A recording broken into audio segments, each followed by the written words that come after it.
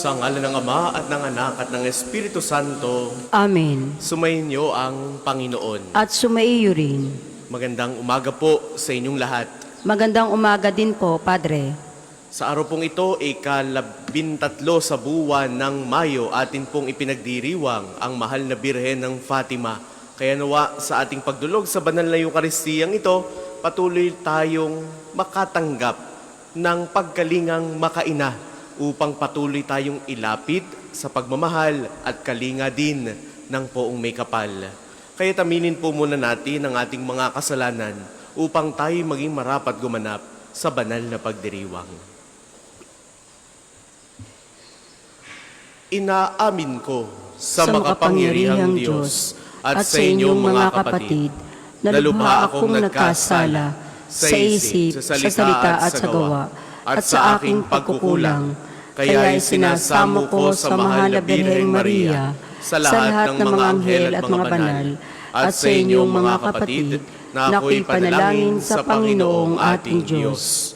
Kawaan tayo ng makapangyarihang Diyos, patawarin tayo sa ating mga kasalanan, patnubayan tayo sa buhay na walang hanggan. Amen.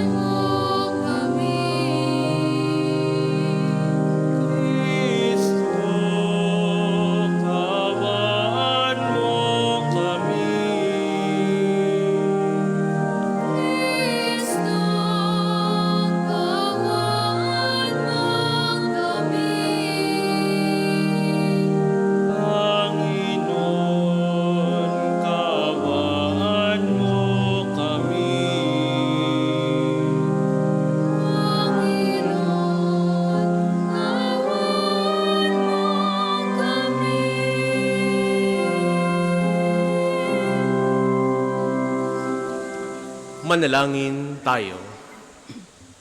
Ama naming makapangyarihan, niloob mong lumigaya ang buong mundo sa pagkabuhay ng iyong anak na Panginoon naming Hesu Kristo, alang-alang kay Mariang Birheng Ina ng Diyos, ipagkaloob mong makamtan namin ang galak na buhay na di matatapos. Niluluhog namin ito sa pamamagitan ni Hesu Kristo, kasama ng Espiritu Santo, magpasawalang hanggan. Amen.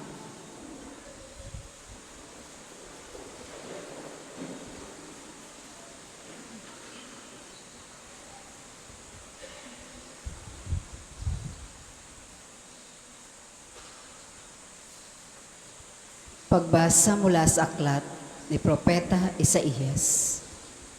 Itong lahi ng aking bayan ay makikilala sa lahat ng bansa. Pati ang anak nila'y makikilala rin sa gitna ng madla. Sila'y kikilanling anak ng Panginoon saan man makita. At tatawaging bayang pinagpala, hinirang ng Panginoon. At ang Jerusalem, sa ginawang ito'y pawang malulugod. Anaki, dalagang gayak ay pangkasal. Siya'y parang dinaptan ng kaligtasan at pagtatagumpay, kung paanong ang binhi ay tiyak na tutubo at sisibol. Gayon, ang pagliligtas ng Panginoon sa bayang kanyang hinirang. Dahil dito, lahat ng bansa ay magpupuri sa kanya. Ang salita ng Diyos. Salamat sa Diyos. Salmong tugunan, o kabiyak ng hari namin, ang payo ko'y ulinigin. O kabiyak ng hari namin, ang payo ko'y ulinigin. O kabiyak nitong hari, ang payo ko'y ulinigin. Ang lahat mong kamag-anak at ang madla ay limutin. Sa taglay mong kagandahan, ang hari ay paibigin. Siya'y iyong Panginoon, marapat na iyong sundin. O kabiyak ng hari namin, ang payo ko'y ulinigin.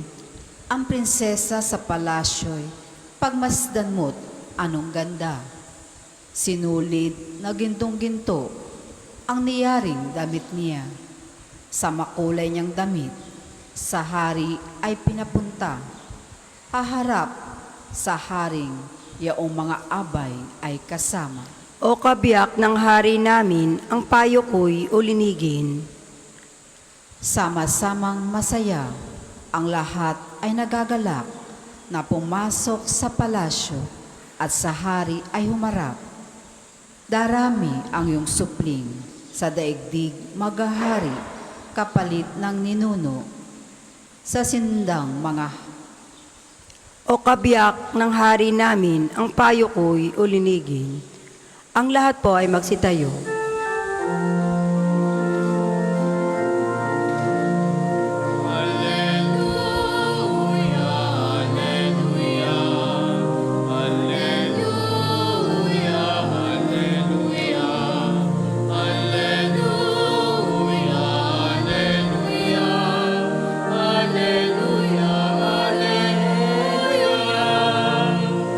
Birheng Mariang mapalad, dapat magpapuri ang lahat. Sa iyo at sa iyong anak. Alleluia,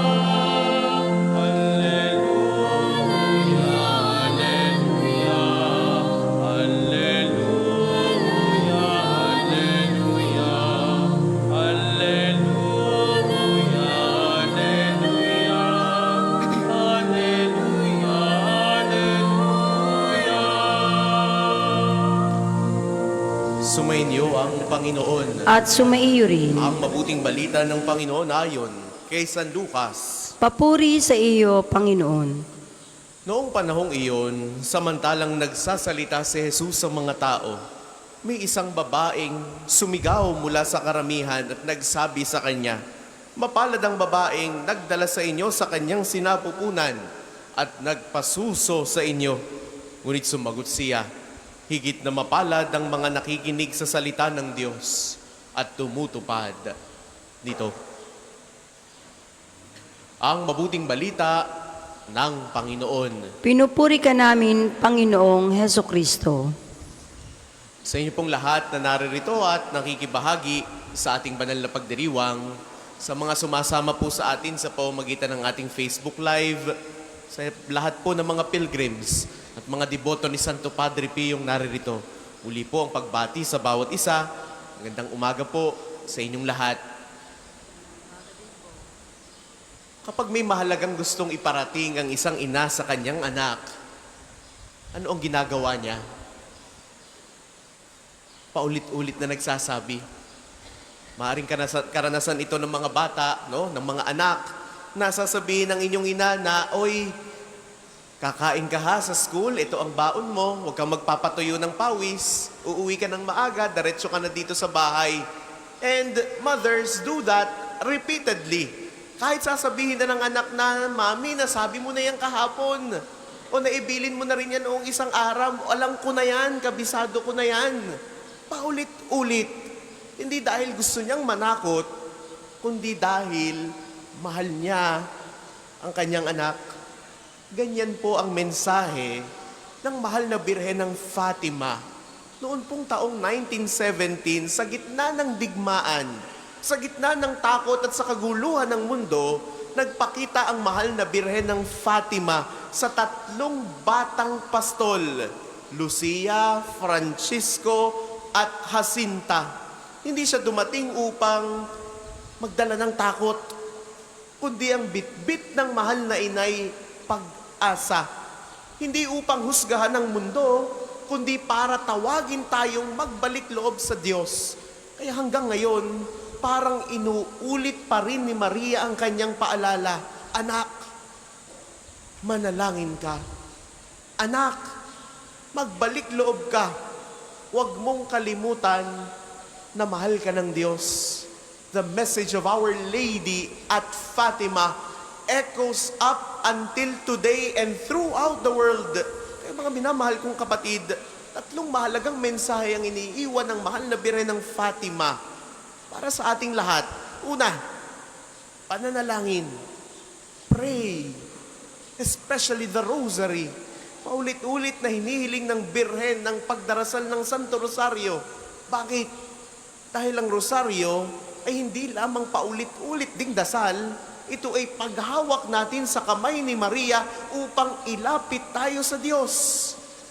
Sa panahon ngayon, marami tayong iniinda. Kabi-kabila ang problema ng lipunan. And not only that, we also have our own personal problems. At minsan, pakiramdam natin, parang walang nakikinig. May pag-asa pa ba? May kinabukasan pa ba para sa atin? Pero ipinapaalala ni Maria, manalangin ka.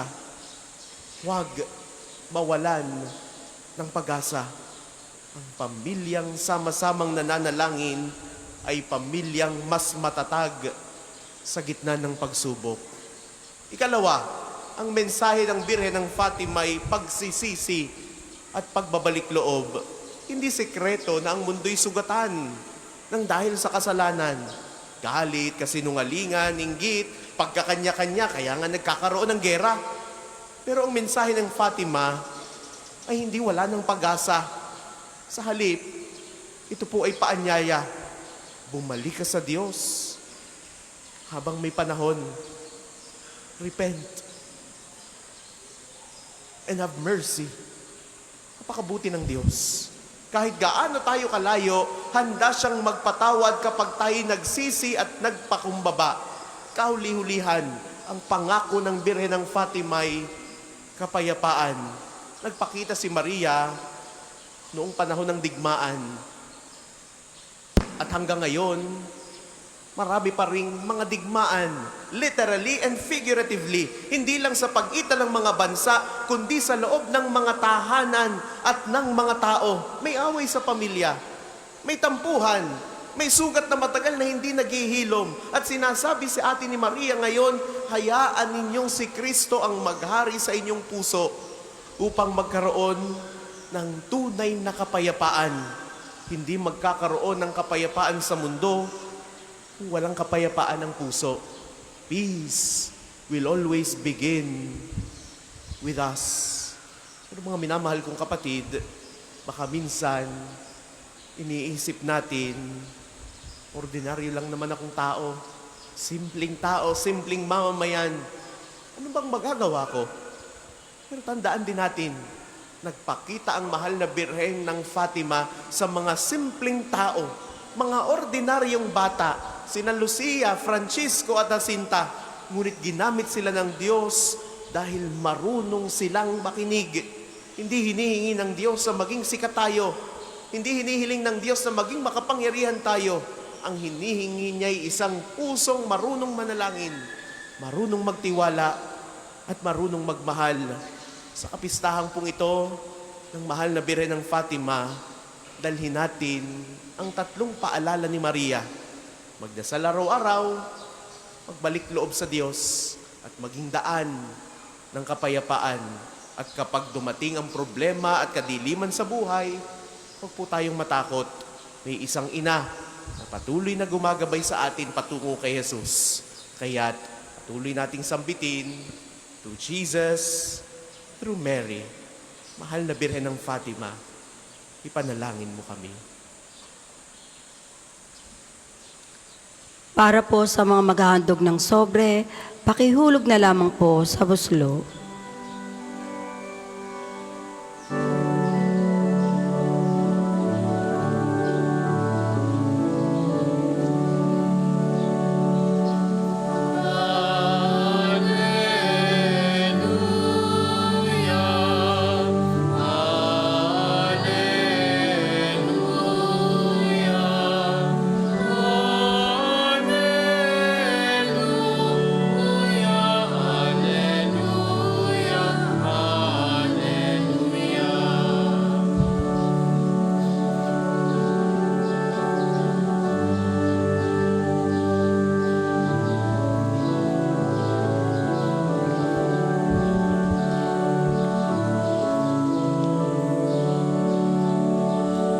Ang lahat po ay magsitayo.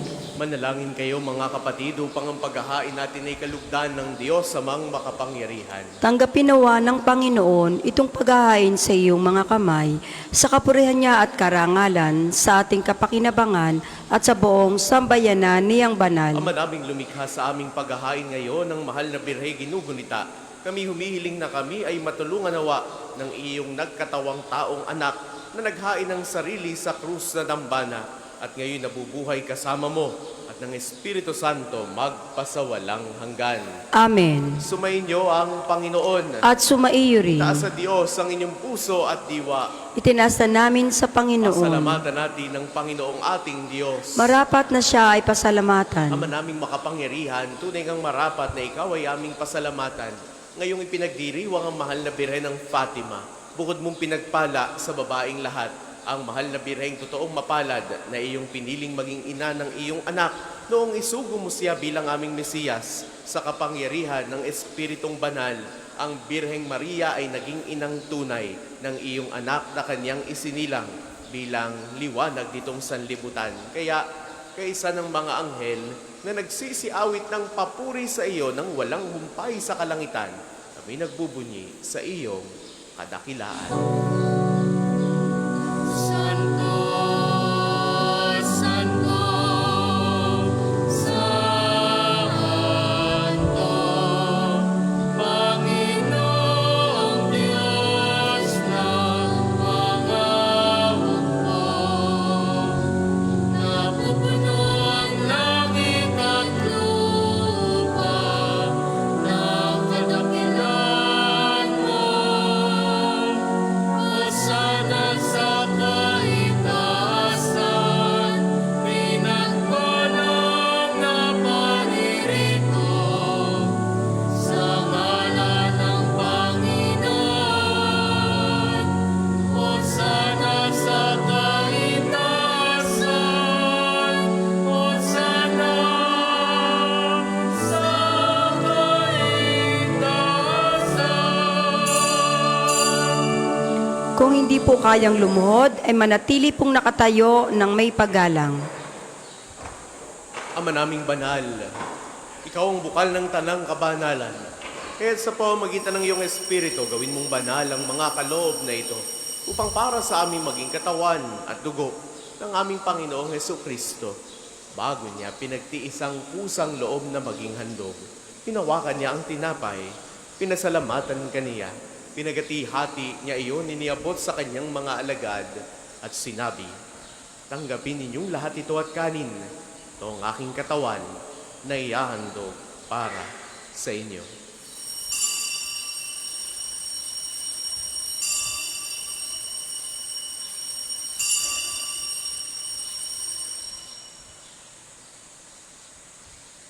Gayun din naman, noong matapos ang hapunan, hinawakan niya ang kalis. Muli kanyang pinasalamatan. Iniabot niya ang kalis sa kanyang mga alagad at sinabi, "Tanggapin ninyong lahat ito at inumin. Itong kalis ang aking dugo ng bago at walang hanggang tipan. Ang aking dugo na ibubuhos para sa inyo at para sa lahat, sa ikapagpapatawad ng mga kasalanan. Gawin ninyo ito sa pag-alala sa akin."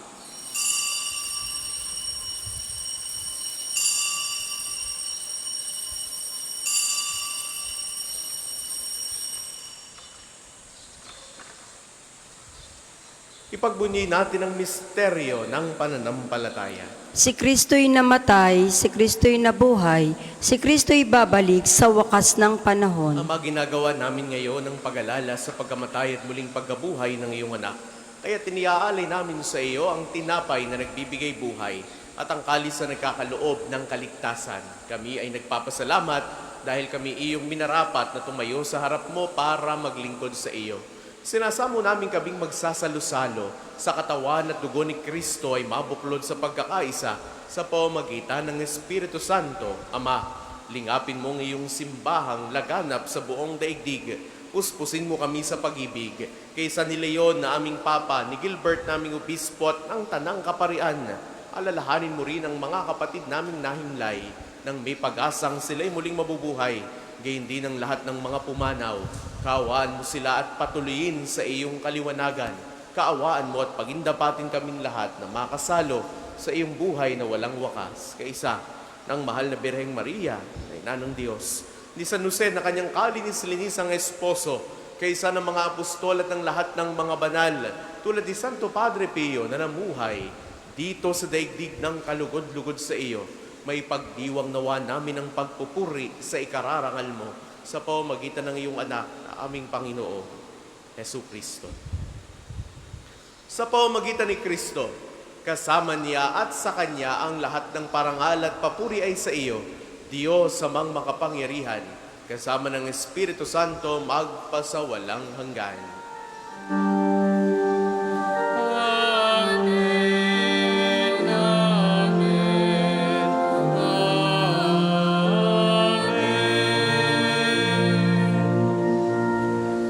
Sa tagubilin ng mga nakagagaling na utos at turo ni Jesus sa Panginoon natin at Diyos, ipahayag natin ng lakas loob. Ama namin, sumasalangit ka, sambahin ang ngalan mo. Mapasa amin ang kaharian mo. Sundin ang loob mo dito sa lupa para nang sa langit.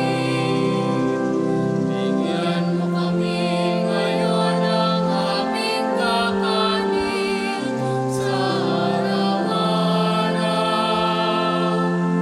At patawarin mo kami sa aming mga sala, para ng pagpapatawad namin sa nagkakasala sa amin. At huwag mo kaming ipahintulot sa tukso, at ihalaya mo kami sa lahat ng masama. Hinihiling namin kami adya sa lahat ng masama pagkalooban ng kapayapaan na araw-araw. Iligtas sa kasalanan at ilayo sa lahat ng kapahamakan, samantalang aming pinananabikan ang dakilang araw ng pagpapahayag ng tagapagligtas naming si Hesu Kristo. Sapagkat iyong kaharian at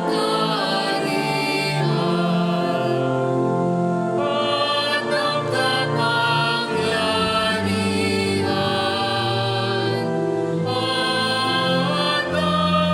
papurihan magpakailanman. Amen.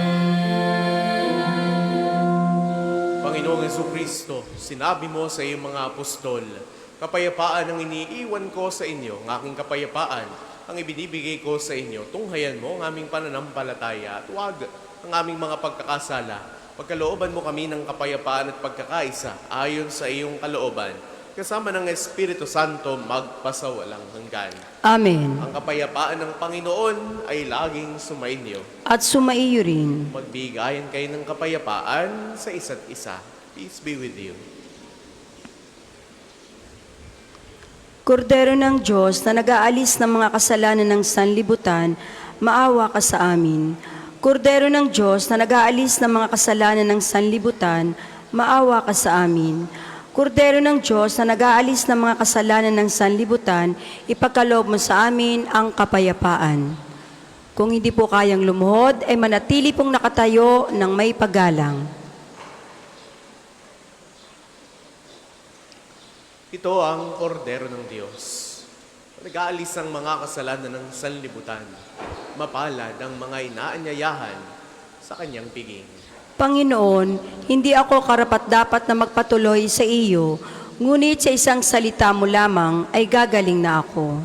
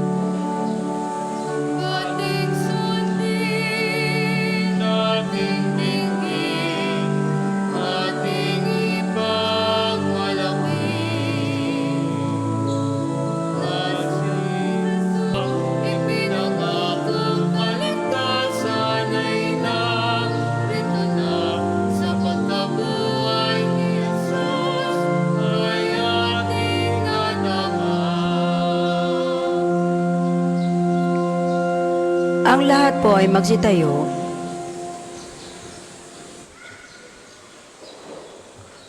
Manalangin tayo. Ama naming mapagmahal, pagtibayin mo sa aming kalooban ang aming pinagsaluhang pananda ng pananampalatayang tunay. Ang pinanindigan naming Diyos na totoo at taong totoo na ipinagdalang tao ni Maria sa kanyang sinapupunan ay sinawang magpagindapat na kami ay sumapit sa kaligayahan ng walang maliw na buhay sa bisa ng kanyang nagliligtas na pakikinabang sa pamamagitan niya. Kasama ng Espiritu Santo magpasawalang hanggan. Amen. Panalangin ng pagtitiwala kay Santo Padre Pio, tayo pong lahat.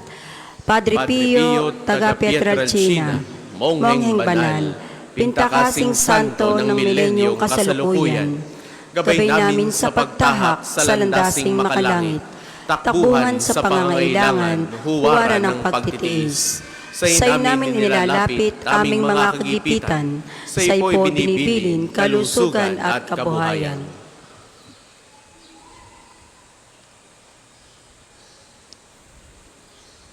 Di man karapat-dapat, kami po ay pagbigyan, bendisyonan at basbasan, maging ganap sa buhay.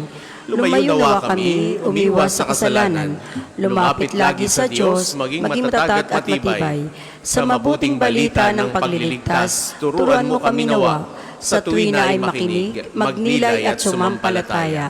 Amin pong pakiusap itong mga kahilingan, puso ay nagsisisi, nagtitikang taimtiman. Di na muling magkasala, sunod lagi sa Diyos Amang, kaysa ng Espiritu at ni Jesus na tagapamagitan. Amen. Ang lahat po ay magsiupo para sa ilang patalastas. Una, sa inyong pagdalaw sa pambansang dambana, mangyaring pakaingatan ng inyong mga personal na gamit. Hangad namin ang isang matiwasay at maayos na pagbisita sa National Shrine.